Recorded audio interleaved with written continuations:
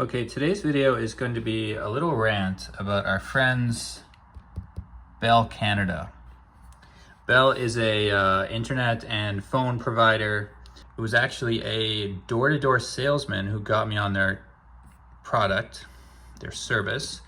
Before that, I was using a Quebec company called Videotron, which I don't think is available everywhere, but here in Montreal, you can get Videotron. And I wanted to support a smaller company, so I was with Videotron.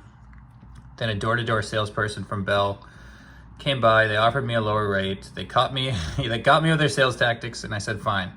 If I can save 10 bucks a month and the modem is free, there's no contracts, okay, Bell, you got me.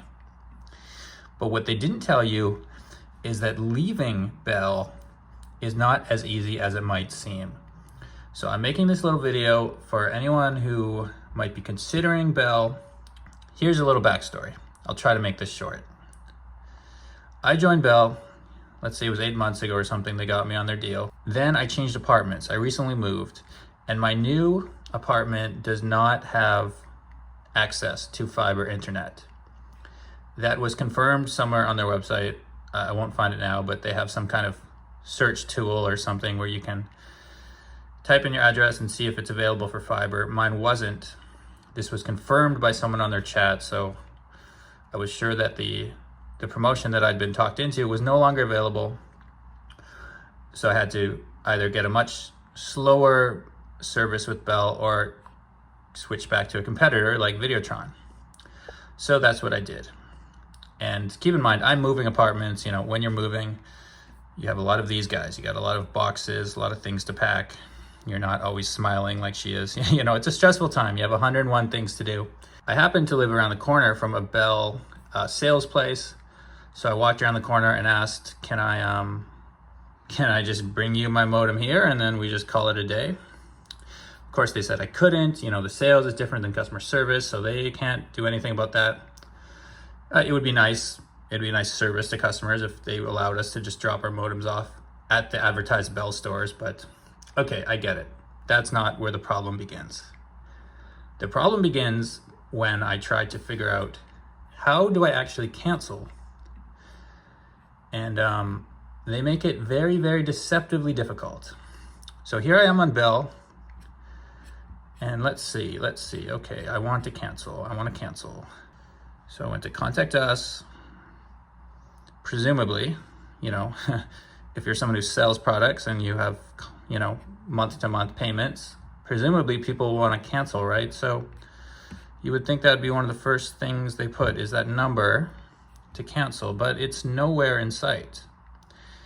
And I'm doing a very quick look here, just to show you what I mean, but I looked carefully. What seems to be the problem? Okay, I want to return my modem. They got the tech support. Okay, they can help you if you are a customer. But if you're not a customer, there is no easy way to find that number. I mean, there's emails, there's chats, and I don't want to convince a chat person to let me cancel. I just want to convince a phone person to let me cancel and get out of here. So what I did was, Bell cancellation number, I think is what I typed. And then this number pops up. Yeah, I believe this was the number. Whichever number it was the first one when I was searching. And I called that number. Yada, yada, yada, 30 minutes of terrible elevator music later, you finally talk to someone and I say, hey, I'm moving. I want out. Please tell me how to return my modem and cancel this arrangement. And after listening for a bit, they say, oh, this is Bell Business Solutions. We only work with businesses. We don't work with individuals. So we're gonna have to transfer you to the individual customer line. Weird. Okay, so I was an individual who I was trying to find the right way to cancel, but I guess I was on some kind of corporate phone number. The customer phone number was not only hidden on their website, I still haven't found it, but it's not even really easy to find through Google search. It's very, maybe it's here somewhere, but it's certainly not the first number that comes up. So, okay, another waste of time. They transfer me, another round of boring music while I wait. Finally get on hold with someone, explain the situation again. They try to talk me into staying. I tell them as politely as I can, like, listen, I'm packing my apartment. I got a day or two to move out. I've already done my research. It's not possible. I'm not interested in the alternatives. I want to cancel. And again, this guy can't do it for me. He needs to transfer me to his supervisor or someone else who can actually process the cancellation. You see all these hoops they're making you jump to. You can't go to the sales office. You can't use the first number that comes up because the first number doesn't actually take you to the right place, apparently. And then once you get through, the first person you talk to, the person who you've already jumped through all these hoops to get to, can't actually do the one thing that their job would actually be to do. Like, they're giving you the sales talk. They're a person who wants to talk you into staying. And this, to me, is where the manipulation really hits. It goes from kind of poorly coordinated to manipulative, right? They're making it intentionally difficult.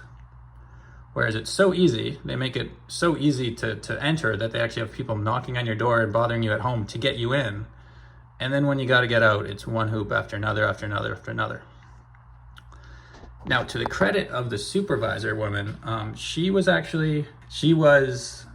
as friendly as I could expect in that situation. And she gave me, I don't know, again, there were all these steps you got to go through. She's going to mail you a sticker, which you put in a box, and then you send that to Pure Later, and then Pure Later mails it back. So it still takes a number of days before you can actually get that sticker and process everything. But at least the situation had started, and in my mind, the situation was over. Now, as it just so happened, I was also about to take a trip to New York City. And after a crazy 48 hours of moving my life into the new apartment, I was ready for a relaxing trip to New York with my mom. And over those couple days, I'd been getting a lot of missed calls from this number, which I did not recognize. So I was busy, I was ignoring it. I was like, I don't know what this is, random spam caller. But then when I was at the airport going to New York City, I had some free time and that number called again. So I'm like, okay, I'll pick up this time. And guess who it is? Our friends at Bell Mobility. And it's this guy from some overseas, I mean, not that it matters much, but it's someone who's clearly from some overseas agency that they've got to call us, to pester us, to come back. And he's like, please tell me why you're leaving. Can we do anything to make you stay? And, I was trying not to lose my temper, but I did tell the guy, like, listen, it was a very difficult process to actually get this processed in the first place. Why is Bell calling me? I made it very, very clear that, like, this was a final decision and I was not just weighing my options. I made it very clear to 3 different people that I'm canceling. And that finally kind of did the, it's ironic that it says Bell makes moving easy. Not for me, you didn't, but I digress. Anyway, this guy finally got the message, and he was like, okay, sir, okay, I understand. Listen, do you want to be put on our do not call list? Oh, hey, Bella's back again. Back to tell me to rejoin their internet, I guess. But yeah, anyway, so the guy's like, do you want to be put on our do not call list? And I was like, yeah, sure, I guess. I mean, I don't know why you're calling in the first place. I didn't request this, but yeah, put me on the do not call list. And so I'd rather you just ignored me and not have me on a list, period. But if that's what it takes to make Bell go away, put me on your do not call list. And he did, and that phone call ended. And that was the end of that. Or so I thought. Because when I came back a few days after that, they're literally mailing me. I'm trying not to show you my old address, which is on this, but Yeah, the vice president of Bell is mailing me, since you've recently canceled your Bell home services, we'd love the opportunity to talk and make sure you're aware of, I am aware, and we have talked multiple times. You know, you're giving me the phone number to talk to you guys. You'd love the opportunity to talk. Where was the opportunity to talk when I was trying to cancel? It was hidden, and I needed to go on Google to actually find it. And this to me is where the manipulation hits another level. And it just reminds me, I was hearing about something called the Germany one-click cancel law. I think it's actually a two-click cancel law, but I was looking this up because I heard that Germany recently passed a law which means, check this out, what a great thing this is. Germany will soon require specific cancellation/termination mechanisms for customer subscriptions. Businesses offering subscriptions to German customers will have to provide a specifically labeled button. Wow, what a crazy idea. A button for their online retail channels that leads to a contract form. If sufficient data to identify the subscription to be canceled is entered by the customer, the submission of the form will itself be a valid cancellation. Right, so basically they're saying, one click to enter your information, one click to confirm, and then 2 clicks and you are out. And if they fail to do that, they are breaking German law. And the reason we need things like this is because these these businesses, these corporations are being intentionally difficult. And they're manipulating customers. And I think, you know, at the end of the day, most people who deal with what I just dealt with, canceling, just kind of shrug their shoulders and rant to a friend about how difficult it was and say, oh, I'm never going back to them. But they all do it. I'm sure Rogers is doing something very similar. I'm sure all these corporations are doing something similar, but we have fellas like Stefan Krebs in Germany who's fighting back against this. And you know what? We need a Stefan Krebs in Canada because Bell, this is shameful. The whole purpose of this video really is just to shame Bell a little bit. And again, it's over. Or maybe it's not. Who knows? Maybe I'll get another one of these a couple days later. What do you guys think? Is it over? Will they respect the fact that I'm on their do not call list and they're still mailing me things, still reaching out? Maybe 2 months later, I'll get another call and they're saying, oh, you were on our spring do not call list. This is the summer do not call list. Yeah, Bell, who claims to be helping with mental health and stuff. They're raising anxiety in people who are trying to actually leave Bell. So you know what, Bell? Stop with the smileys photo shoots. You want to change something? Change your damn cancellation process. Do the right thing. Stop virtue signaling on your website and actually give consumers what they need. Have you experienced something like this before?